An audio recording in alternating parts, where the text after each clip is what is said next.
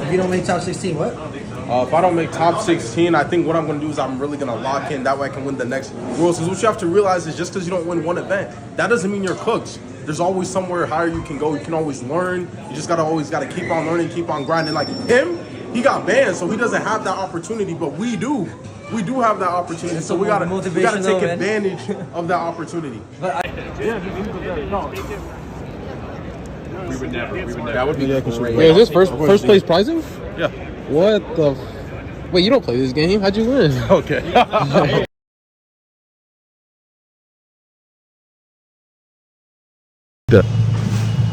Alright, how's it going, guys? It's your third One Piece Nationals winner. Just won this past weekend in Florida. And let me give you all a fun fact real quick. We actually have a group chat called The Boys, and 3 of us from there have won all the Nationals so far. So first Nationals was Jonas. Second Nationals it was Jackson. And this Nationals it's me. So just, very excited to just throw that out there. I'm glad to be going to Worlds again with Jackson. Unfortunately, Jonas got 3rd place, which is an insane result, but that doesn't make it to Worlds this time, but he gonna be back there soon. And I'm really excited to represent us. Let me go ahead and show y'all my pricing first. Alright, first things first, I'm gonna show y'all my trophy the cards. So I got these 3 cards here. This card is actually signed by Speed. He was at the event. I didn't get to see him because I was playing the tournament build top, so I didn't get to see him, but that's signed by Speed. Got this Shanks. This was signed by, I believe this is the musical voice actor who did the first opening of who did We Are. Sorry, they did We Are. And then this is the voice actress who did the ending, the first One Piece ending. And then this is the Yamato prize card. This is a card that's worth I don't know how much. I know it's tens of thousands of dollars. And then we got this trophy right here. Yo, this trophy is beautiful, man. I don't know if y'all can really see it like that. It has the winner on there as well, but it looks really, really nice. So this is just this is all the stuff I got from winning. I think I was the only person well, I only got the winner one. Obviously, I got the first place trophy. I was the only person to get the Speed card. And then the other 2 second and 3rd place, they also got both of these as well. And then they actually did something special for me that they didn't do at any of the other Nats. They gave me this gold medal. They gave it to me in this box. And yo, this is sick, bro. And you can spin it. You can spin it and stuff too. You know what I'm saying? But it's a cool medal. So look, I'm gonna be wearing this to tournaments. If I'm I can't wear round 1, right? Because if I'm wearing this round 1 and I lose, I'm gonna get cooked. So I'm gonna wait till I'm 7-0 or something to wear this the tournament. It was very cool. They gave me this box. Some of y'all thought it was an OPO8 box. I thought it was 2 actually. So I opened this box and it was empty. And I was like, what? Did they just give me an empty box? But it's not actually an empty box. This is where I put all the prizing. So they gave us the prizing scattered out like this. They gave me 3 top player packs. They gave me 4, damn, how many is this? 4,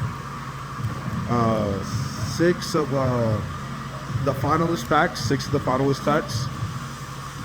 These are the CS 2024 event packs. They just gave me a bunch, 3, 6, 8. And then these packs, I don't even know what these are, but they kind of suck. I don't know, but 4, 8, 12, 14. So I got 14 of these packs, and these are celebration packs. Okay. So those are just the packs I got. The top player packs are really nice. They have a lot of nice cards, but I think the rest of them I'm not too interested in. Maybe the finalist pack is alright, but these cards are really, really sick. So y'all got to see this. So, yo, they gave me a lot. Bandai's mad generous. They gave me 1, 2, 3 finalist sets.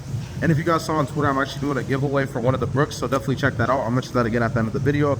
Then they gave me a winner set of the same thing. So these are sick. If y'all haven't seen these cards, I'll just pop them up on the screen so y'all see the selection of them. But this is insane. I actually have the Brook here. This Brook is came out of one of these. I think it came out of this one because it's slower than all of them. And then they also gave me these Bonnie Seeds as well. This looks so good, by the way, man. This card sucks, but yo, the art is the art's actually beautiful. And then they're I know they're monochrome this time as well, which I think they weren't monochrome for the other nationals. They weren't monochrome for the other nationals, so they gave us a cooler one this time as well. Then we got the national mats here. The thing is I don't know if I'm even gonna keep this, because my biggest issue is I like it looks great, but I like using mats. I say like my winter mat. I always use it because it says winter. I kind of like the subtle flex, I guess. I don't know, I wish it said nationals or something on it, but I might still use it just because it's such a cool mat. But this is a mat. We'll see if I end up selling it or not. Then, yo, we got the uncut sheet, bro. So let's Let's let me open this up. Owen, let's open it up. Alex. I haven't even looked at this yet myself. Damn, we got logos to this. Stocks I think steady. Oh, slide out. Let me slide it out. Let me slide it out. Boom. Oh my god, bro. Are y'all seeing this? Hey. Oh, I gotta look at the camera to make sure. Are y'all seeing what I'm seeing? Yo, this is hold it up.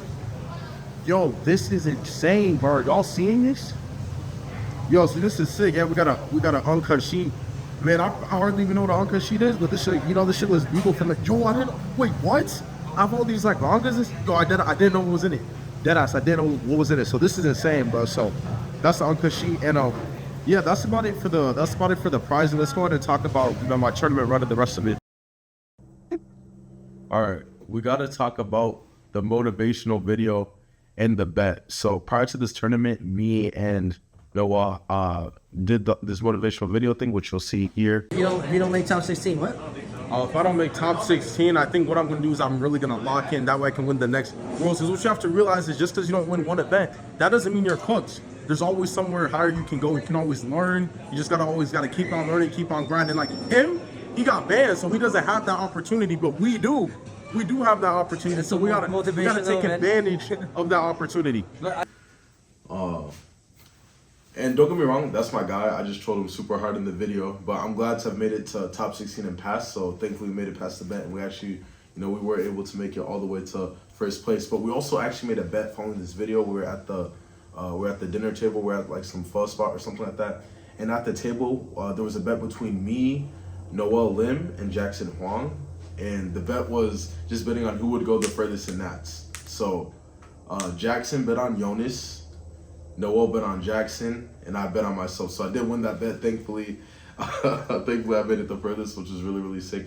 And on top of that, there was actually one more bet that we made in a private Discord of ours. I made it with Jackson, and I don't know if Jonas was actually a part of Jonas. I think Jonas gave his prediction, but I'm not sure if he actually did the bet. But I definitely did it with Jackson, and I predicted that BY and Lucci would make it to finals, and they predicted that I think Dofi would win that. So basically, I was against Dofi winning that, and then we did get the BY and Lucci finals. I would have preferred for it to, well, let me not say prefer, because obviously, whoever made finals, like huge congrats whoever made finals. It just would have been sick to have seen Jonas in finals again, going to Woods in Arizona and stuff like that. But I'm just rambling, but that's a motivational video. That's a motivational video in the bet, and I think it's very sick that just both of these came true. We got a lot to talk about, but first things first, I'm very excited to be representing us at Worlds. I won't let y'all down. I'm not gonna be, I'm gonna be practicing. I know if you're in my Discord, you low-key know that, or just even my friend group in general, you low-key know that I be BSing practicing a lot, but I'm definitely gonna grind for this Worlds. I really want to do well, and I really want to just do good for North America, of course. And with that being said, I definitely want to give some shout outs. So first off, for my first shout out to Discord, VBY. I really appreciate you guys, man. Y'all really keep me tapped into the game. Of course, my Patreon as well. A huge appreciation to all of you guys. Y'all just keep me tapped into the game, right? I'm always talking in the Discord. I'm always answering questions in the Patreon chat. I literally have to grind content for the Patreon as well. So I really have to give, a huge appreciation to you guys. Y'all, sorry, I really got to look at this list. Next up, I have to give a huge shout out to Kai and Awaken TCG as well. Wraith, who's actually behind the camera right now. If you wave your hand in front of it, but just behind the camera right now. Yeah, huge shout out to both of them. I was tapped out the game for a bit. I was tapped out, honestly, a lot of, just in general, just a lot of things. I was just I don't know what I was going through, but they helped me out, talked to both of them, and I really do appreciate them as well. So I really have to give a special shout out to them. And then I also have to give a shout out to, I have to give some special shout outs to some more individuals. Unfortunately, if I wanted to thank everybody, it'd be way too long of a list. So I'm going to choose some people to exclusively congratulate. So first I have to give a huge shout out to the national winner of last year, Jackson Huang, who I'll talk more about later. Huge shout out to him. That's coach right there. 100% that's coach. We were making a joke about they were making jokes about me glazing him prior to the tournament, but that really, that's really coach right there, bro. I ask him questions all the time. He's always there to answer, help me out. I really do appreciate him. I also have to give a huge shout out to another Worlds competitor of last year who won in Europe, Pervoye.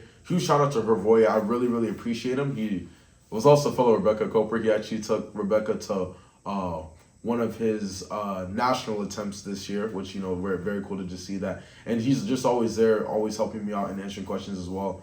I'd say him and Hervoya the most. I feel like definitely like helped me out and be responding to me and stuff like that. So I really do have to shout them out because they made me, after I talked to them, I feel more confident in my decisions. Because as I mentioned earlier, like I don't know why I struggle with testing a little bit. So just being able to consult these different players and come to conclusions is extremely helpful. And then lastly, I always have to give a huge shout out to Clay Hill as well from Arizona.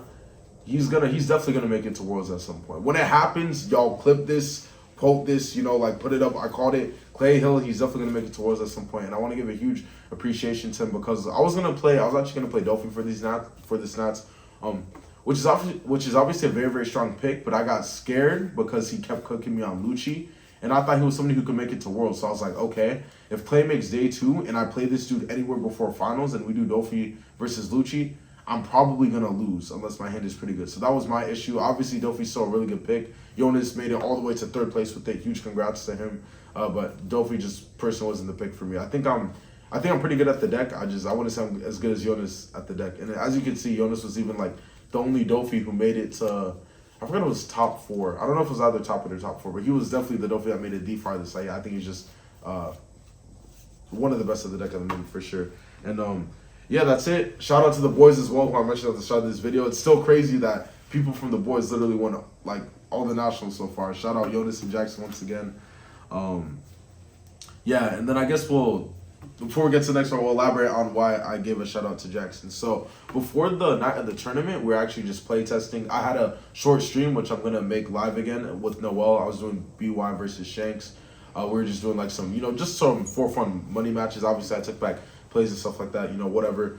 But after that, Jackson was going to resubmit his deck list, and I wanted to. At this point, people didn't know I was playing BY. They thought I was playing like Lucci, or they thought I was playing Dolphy. So I was like, yeah, let me go resubmit Lucci, like just kind of as a troll. So I was following Jackson. And as we got there, I actually saw that he was playing BY, and we actually had like the exact same list except for one ratio. So I had 3 Kuzan, 3 Raigo. He had 4 Kuzan, 2 Raigo. I had 3 Raigo because I thought it'd be really good against Shanks, and just in case of any random Blackbeard players, which I didn't even know I played that matchup in the first place, which is part of the reason I changed it. But Jackson had 4 Kuzan and 2 Raigos. So I almost wanted to keep the ratio the same. I was like, I'm just going to get away with 3 Kuzan because I felt like Purple Luffy was the main matchup I needed against. So I was like, yo, if I go second against Luffy, just hopefully I draw one of the 3 copies. But Chris Sock also came around. He showed me his list as well. And he was also on 4 Kuzan, 2 Raigos. So you have Jackson here, 2-time Worlds competitor. He just won the Nationals. Then you have Chris Sock, who also just got 3rd at the last Nationals and is a very notorious player as well. He might even, I forgot if he's number 1 on Limitless right now. He's definitely probably just top 3 on Limitless right now, right? So you got both these players telling me like, yo, 4 Kuzan's away. So, I switched it up. 4 Kuzan, 2 Raigos. A huge shout out to Jackson because I did end up playing we ended up playing the exact same list at the end of the day, right? Because I made that one ratio change. And shout out to Chris Sock as well for giving me that advice. So that should conclude us with the shout outs.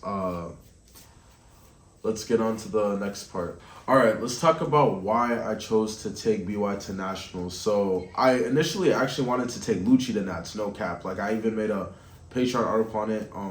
I mean, when I make videos on YouTube, I generally just make videos about different stuff. It's not necessarily like an indicator of what I think is good or not. But I did happen to make a video on Lucci because it was the deck I was the most well-versed in at the time. And I was very excited to take it to Nats. But then I ran into some issues. So let's talk about Dolphy first, actually. So Dolphy was the deck that I was most likely to take to Nats, right? As I mentioned earlier, Clay Hill kind of cooked me off Dolphy. I already mentioned the whole spiel earlier, right? Like, I thought Clay Hill could easily make it to Worlds, so I'm like, okay, if I play him before Talca is Dolphy versus Lucci, I'm gonna lose. So that's the main reason that I just didn't take Dolphy. I basically got cooked off the deck. I got scared off the deck, right? Then next up we had Lucci. I was very excited to play Lucci. I'm extremely well versed in this deck. I did a lot of testing. I had 3 different builds that I all thought were great, depending on the meta and stuff. I just finished making a whole Patreon article about it. I was very excited about it. But then I was very scared of Lucci mirror matches. And I actually did some Lucci mirror matches today with Ryan Hartman for the first time in a long time.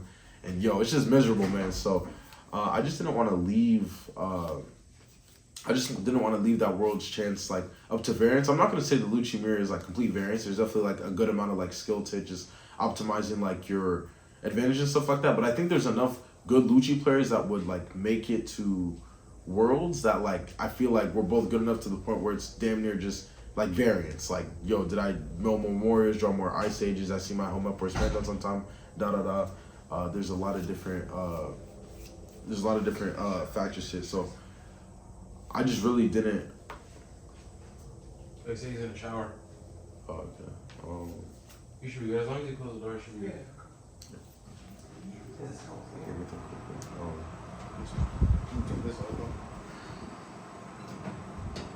I'll turn it off. Or Yeah, that one messed up this time.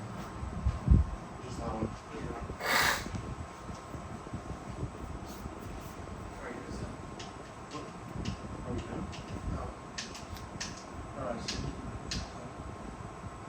This could later turn off.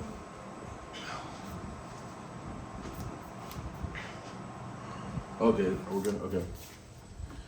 Yeah, I'm gonna be honest. For the most part, I just really didn't want to do the Lucci mirror. I wasn't really expecting much teach or much BY. So, for the most part, I'm like, okay, if I'm expecting few BY, I don't think there's gonna be that many teach, let alone teaches that make it to day 2. I genuinely thought that Lucci was the best deck, but I just really didn't want to do those mirror matches. And my meta read seemed to even be a little off anyways, because a lot of people day 1 were actually playing BY. I think my call on teach was pretty correct, but 3 made it to day 2, which I'm gonna be honest was extremely surprising to me, but huge shout out to those players because I think that's very, very impressive. I'm just personally didn't think teach was, just huge shout out to those players, just very, very impressive. So the meta call ended up being right anyways, but I eventually landed on BY. So you have BY, which can hypothetically be, it does beat Lucci. You're pretty good into Dofi. You can beat Shanks, which was controversial at the time. Part of the reason why I didn't know whether to play BY is because I didn't know if it beat Shanks or not, because I had some people saying like, nah, BY beats Shanks, and I had some good Shanks players telling me that Shanks beats BY. At this point, if you're playing Kuzan, Shears, and Rygos, I think you're just favored into Shanks, just straight up. So, I do think the Shanks matchup is favored. So Shanks is favored. I think Bonnie is also favored as well. To be honest, like if you have the Kuzan, Shears, and Rygos, and you're seeing like even just seeing like Kuzan or Shear, if you see like either part of that engine, I think you're pretty much just favored into Bonnie as well. And then lastly, there's Poofy and Teach, which I didn't think Teach was going to be that popular. And Poofy is a rough matchup, but if you go second and play Kuzan on 4 Dawn, I would actually argue that's your favorite. And if you go first, you can like kind of get there, but I would say the main thing is if you do go second, which Poofies will generally set you second because like their first curve secondly better anyways. If you see the Kuzan on 4, you see the Rocket Luffy play on 6, I do think you basically become favored in the matchup. So that's basically my thoughts. So it's mainly Teach, which is a deck that doesn't really exist, and then Poofy, which is a rough matchup, but you can potentially beat it, and the Luccis and the Dofis should be knocking out the Ploofis anyways, right? Like in Top Cut, one of the reasons I didn't have to play against a Ploofy was because the Luccis just knocked it out. Like they knocked out like several Ploofis. Like it is what it is. So I think BY was just a very strong pick due to that. Like you had a lot of good matchups, and then your bad matchups either didn't exist or they got taken out by something else, or it's possible to beat them anyways. Another thing about Teach is that there was a rumor that there was a strong strat of BY playing into Teach. So you had 2 options. You either had like the Awakening route and just hit them early, which does work. I genuinely think you can beat Teach with this strategy. The problem is it's not very realistic, right? Like because Teach is just turning off your leaderboard, you have to open a lot of Awakeners early, and then you have to open Fist Luffy for every Awakener you didn't see early, right? So let's say I see 2 Awakeners early, then I need to see 2 Fist Luffy. And keep in mind, all your searches and Awakeners and stuff like that are off. So it's a strategy that works, but it's generally inconsistent because the teacher shouldn't be attacking you. But then I also heard that there was actually a starve strategy. So if you don't see this strat where you can bum rush them in the early game, you're supposed to like starve them or something like that. But like that's kind of the strat, you're supposed to starve them, use Rygos, da-da-da. But I didn't really understand the strat, but it's a strat that I consistently heard about. I first heard about it from a Japanese article, actually. I was reading about it. I was like, this is interesting. Then I talked to Hervoye, independent of that Japanese article, and he also mentioned the starving strategy to me. And I think Jackson Noel also briefly mentioned to me that starving was a possibility. So I knew this strat existed. I didn't learn it myself because I was like so confident that there wasn't going to be Teach, da-da-da. I got punished for that because I played against the Teach in top 16. Fortunately, I did win, but I did hear about the strat. So my logic was, okay, I understand that BY is normally unfavored into Teach, but if people are confident against Teach's BY with this strategy, if I did learn this strategy, which I should have learned, but I didn't, if I did learn the strategy, I'm like, okay, it's pretty unlikely that these Teach players have actually played against BYs that know this strategy, right? Because I'm thinking that Teach isn't a good pick in the first place, and I'm assuming that the majority of good players aren't taking Teach to Nats. So if I'm assuming that the majority of good players aren't taking Teach to Nats, and even if they are, they probably haven't played against the strategy, I'm thinking, okay, if I learned the strategy, I would be good against Teach. So that I still think that's a pretty decent philosophy right now. I'm going to train to learn the strategy because obviously I would have been severely punished for it. Luckily, I was able to win the top 16. But yeah, that was another important thing to mention about why I brought BY. So BY just seemed like my perfect pick overall, to be honest. Like, I smoke Lucci. I'm pretty good into Dofi, although it's kind of an RNG match depending on with what you see off pudding. It's possible to beat Pluffy. Like, Pluffy's a bad matchup, but it's possible to beat it if you go second to see Kuzan, right? And it's like the Lucci and the Dofi should be beating the Pluffys anyways. Shanks is a favorite matchup with all the reduction. I also believe Bonnie to be a favorite matchup with all the reduction, especially now that Zoro is out of the deck. And then Teach is our only favorite matchup, which barely exists and gets packed up by the best BDIF, which is Dofi, and can also get packed up by Pluffy, which is another popular pick. Overall, I thought it was just a smart pick. All right, guys, let's talk about the Blackbeard game. So I'm gonna have to read off the computer for this, bro, because I don't really want to like miss anything, to be honest. So I'm gonna just state the facts. I don't intend to put anyone down, but I'm gonna just make an objective observation. The Blackbeard player did make a lot of poor plays. Of course, congrats to you. You made top 16 at Nats. At the end of the day, I think you should be happy, but just say it for what it is. You made a lot of poor plays. I also think I made a lot of poor plays on my end as well, so it's on both of our ends. I didn't really test much against Teach, and I'm assuming that you didn't test much against BY as well. Even if you're a former BY player, I think it's like very easy to like not be able to come up with like all the logic for that on the spot. I 100% understand it. Like, I'm somebody that like I always heard that Lucci was favored for BY, so I never tested the matchup. And I generally did beat it in tournament, but there was one random tournament where I lost it like twice at the start of the tournament. I'm like, all right, bro, like I gotta like reevaluate what's going on. So don't get me wrong, I understand it. I know what it's like to lose a matchup that's unwinnable, and I also know what it's like to beat a matchup that's also quote unquote unwinnable. And like San Diego, I was playing Lucci against BY, and it's like I was beating like I beat another BY player, I almost beat another BY player. I actually could have won in time, but that's a talk for a different time. And it's like this is another match that's supposed to be unwinnable, but I was able to win it. So like I feel like it's just, I don't know. I feel like it's kind of rude for him to be like just clowning on him like this much. I understand he made like bad plays, you know, y'all can talk about it, but it's just crazy to me like how hard people are like clowning on this. Like, how do you make it to top 16? Da da da. Bro, he made it to top 16 of nationals. You feel what I'm saying? Just and there's also logic going into the tournament, which some of you guys may not understand if you haven't been in a national setting, but it's like you only have a limited amount of time to test. And especially with my philosophy, I know people have different philosophy, but I'm the type of guy where I will test my bad matchups and my medium matchups way more than my best matchups. Matter of fact, I might not even test my best matchups if I hear that it's free. So I'm pretty sure that's simply what happened here. And we also have to keep in mind that nerves could have been kicking in too. Like, we were on stream. It's a high stakes top 16 match, and I was nervous, and I could very clearly see that he was nervous too. So it's very easy to make errors. In finals, it's crazy. Apparently, I forgot to draw like 6 times. Go replay the finals. Like, I need to watch it back too because I didn't believe it, but apparently I forgot to draw like 6 times. I know game 1 I actually messed up a search as well because I didn't just look at my hand before confirming what I was grabbing. It's crazy. Like, stuff just happens when you're up there. You know, it's a high stakes match and you're on stage. Like, it's just a lot of pressure. It's very easy to get overwhelmed. And yeah, I already mentioned that it's very common to like undertest a matchup that's assumed to be free. Just that's the main thing I want to mention here. Like, even aside from nerves and all that, which nerves is also a huge role, I feel like it's maybe just because I do this, it's just coming in my head, but I think it's pretty common to undertest a matchup that is free. And I have seen a lot of people lose matchups that are supposedly supposed to be free time to time. So I don't know. Like, I agree it's fair to like criticize the guy, be like, yo, you made like top 16 nationals, you shouldn't be doing this, da da da. But at the end of the day, like, it does happen. It's pretty realistic. I think it's insane that people are suggesting that, like, you know, anything else happened. And, like, as somebody who's also, like, thrown a game on stream before, like, bro, I flew to Europe just to throw a game. I was playing against Nell. I already won the game, bro. Rebecca versus Nell is free. And I just threw the game away. And it's a matchup that I had never tested. I just understood it was free. Like, you can kind of go through the logic, see that's generally free. And I just threw. I guarantee you if I had like more reps against it, I was never losing that matchup on stream. So I know what it's like to throw on stream. Look, at the end of the day, all I'm saying is easy to be like, yo, this dude sucks. How do you make it? He should have done ABC. ABC 1, 2, 3, like, oh, if I was up there, I would have done ABC 1, 2, 3. Like, there's other factors in preparation that comes into play that we have to keep in mind. I just want to mention that. Once again, congrats to you, bro. You made top 16 at Nats. Huge congrats to you. I'm sorry that so many people are, being rude to you. I hope you're good. I hope you're doing good, bro. All right, let's talk about matchups. So day one, I actually placed 28th place. So that's a huge come up, right? Only top 32 can make it. I made it through the trenches from 28th to 1st. So round 1, I lost to Dofi. Round 2, I beat a Black Yellow Luffy Mirror. Round 3, I beat Ploofy.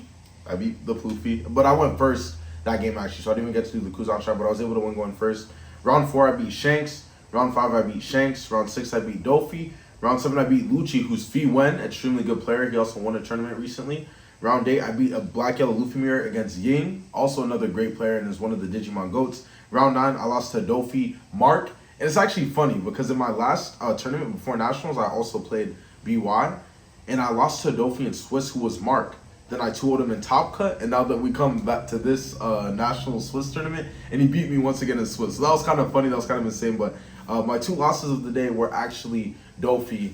And I honestly, I was very upset at myself for this. I think I messed up. Okay, the first game, I'm not quite sure if I could have won, to be honest. That game was bad. The last game, I think I messed up my RNG variance. I had a Fist Luffy on the board. I was expecting putting next turn, but instead of putting Sabo and Luffy into life, I put a 2 Luffys into life. So what he did is he putting me, and he didn't swing at my life, so I was forced to draw a Luffy, and I didn't draw the Luffy, so I got severely punished, which is my fault. Against Dofi, you need to maximize your RNG, because the main way you lose that matchup is you just get putting to an oblivion. That's the main way. So I just messed it up. Then going into day 2, I played against Dofi, top 32. I beat Holden Miller, obviously one of the best players in the game. He also recently won 2 tournaments. I beat him 2-1. Following that, I played against top 16. Then I played against the Blackbeard, which, very rough match. And I managed to sweep that out 2-1 after losing the first game. Then after that, I played against 3 Luccis, man. So I 2-0'd all 3 of the Luccis. One of the games in particular was very interesting because my hand was very weird, but I think I navigated it extremely well. I was like, okay, my hand is dog. I'm going to just super aggro him. I literally haven't seen this been done in a game before for BY versus Lucci. So I swung 8, 10, 12 on 9 Dawn. I had 3 life. He set up his Mori or whatever. I went double Flampe. Draw to 1 life. I still had nothing, bro. So I was like, okay, I was looking at my hand. I was like, what do I do? I was like, okay, I'm going to just Raigo his unit. I Raigo'd his Moria. Swung face, and I'm like, if he swings out with everything, I'm going to just take the L. So he swung out with everything. I lost a bunch of cards in my hand, but after that, I was able to stabilize, and I won the game. And I think that was probably the most difficult Lucci match of the day, and probably one of the more difficult matches, because it's kind of weird to navigate. But that was definitely it for my matchups. If you guys have any more questions, you can ask me on Discord and stuff like that. Let's go ahead and talk about the actual BY list. Alright, so of course we have the Black Yellow Luffy later. First off, we'll start off with 4 Garp. This is just a searcher. Always have to have 4 Garp. I think that makes sense. Then we have the Awakeners. So we have 4 Flampe, 4 Hiyori, and 1 Makino. So I have a total of 9 2Ks, 9 Awakeners. So I think this ratio is a little bit sketchy. Jackson actually had 8 Awakeners at his first national wins. Personally, I think this is greedy. I even think 9 is greedy because I just kept, maybe it's just unlucky. I guess it depends on how good your luck is. But I kept running into games where I'm against Dofi or Ploofy. I only have 1 Awakener in hand and I'm going to lose the game. That's part of why I ran Evenkov. I think every kind of Evenkov actually counts as a pseudo Awakener. Let me pull this up. I think every copy of this actually kind of counts as a pseudo Awakener. Because it can still help you awaken. If you see one of these and one of these, you're also chilling. You can awaken half the time. So, by the way, I do consider this a pseudo awakener. So I basically consider myself as having 10 awakeners in totals. But these are the real awakeners, and those are not in 2Ks. So, Makino, I think I need to talk about this for a second. So Flampe, you always have to have at 4 because it's the advantage engine. Hiyori, you always have to have at 4 because this is how you get to 9K 1 life against matchups like Shanks that have Goldie Roger, matchups like Dofi that have Perfume Fumer.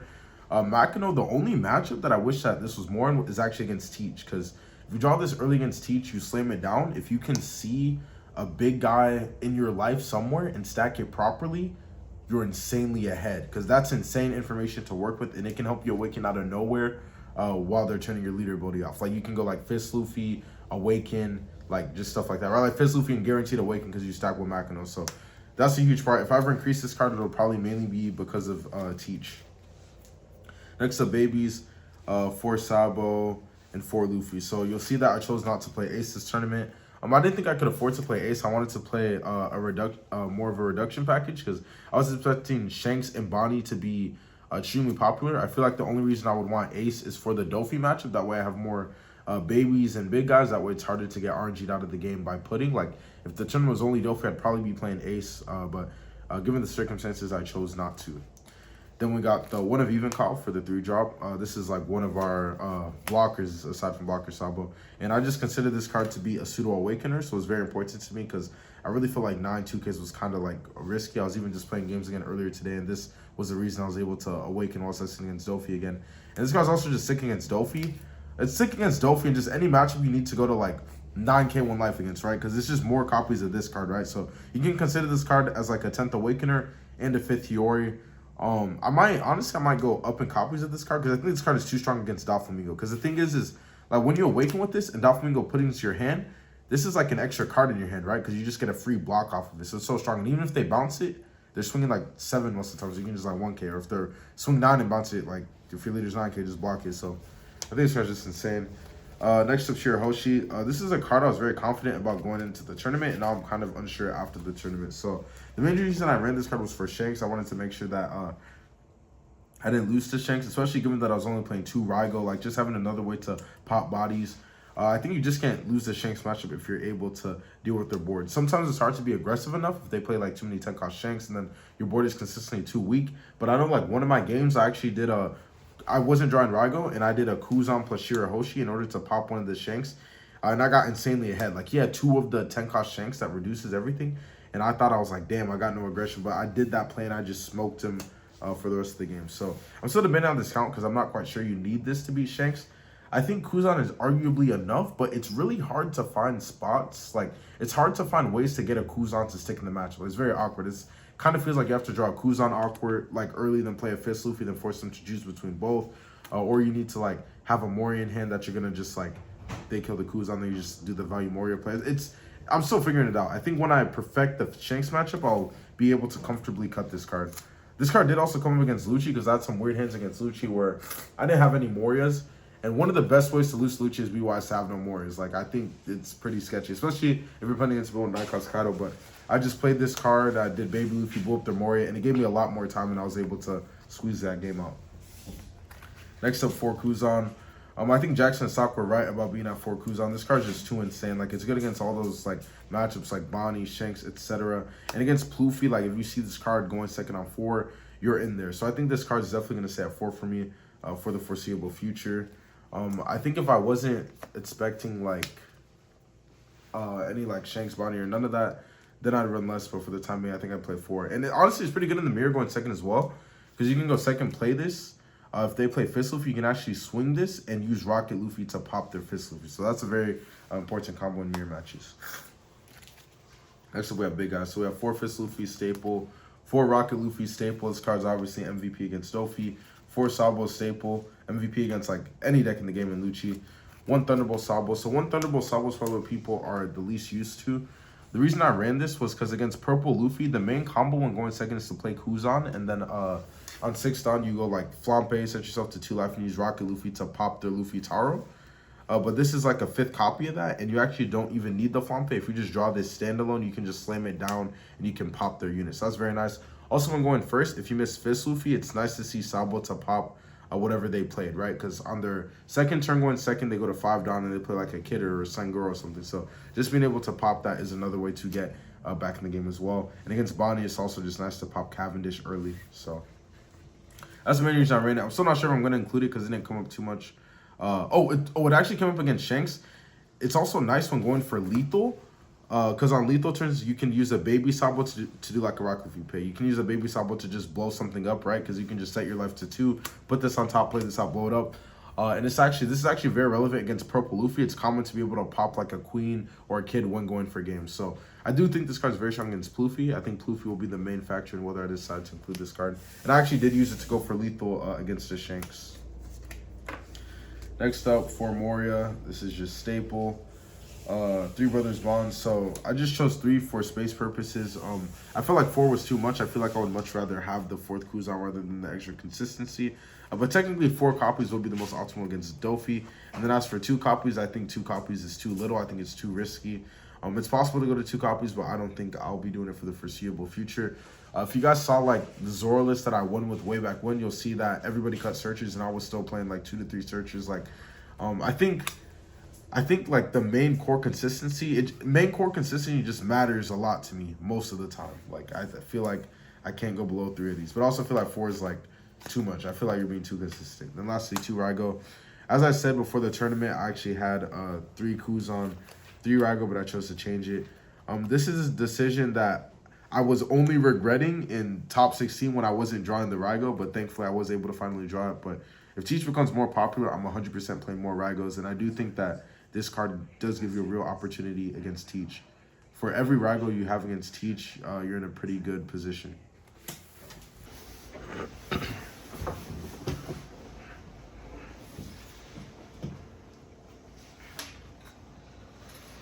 Alright, guys. Yo, I'm super excited to have won nationals, bro. Like, I'm really like, this is, I don't know, this is just huge to me, man. I'm just so happy. I know I didn't look that excited on stage. I was like internally shocked, but I can't really explain it. I really hope I can represent you guys well. I hope that this deck list and stuff helped out. I hope you guys enjoyed, just watching this video, just hearing a bit of like, my experience and my thoughts. Definitely tap into the giveaway if you haven't seen it yet on Twitter. I'm giving away one of those beautiful 6-ounce Brooks. Appreciate Bandai for being generous, giving 3 of the packs and then 1 of the winner packs. And yeah, man, I just wish me luck for Worlds and wish me luck for Worlds. And yeah, with that being said, I'll catch you on the next one. Peace.